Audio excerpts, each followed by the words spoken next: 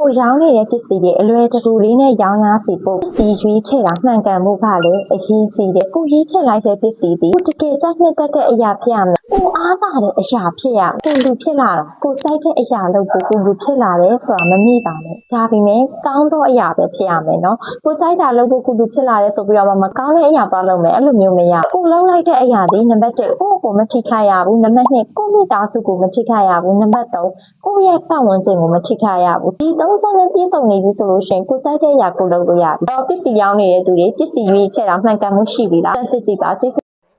ည့်ပါနောက်ဗီဒီယိုမှာပြန်လည်တွေ့ဆုံကြပါမယ်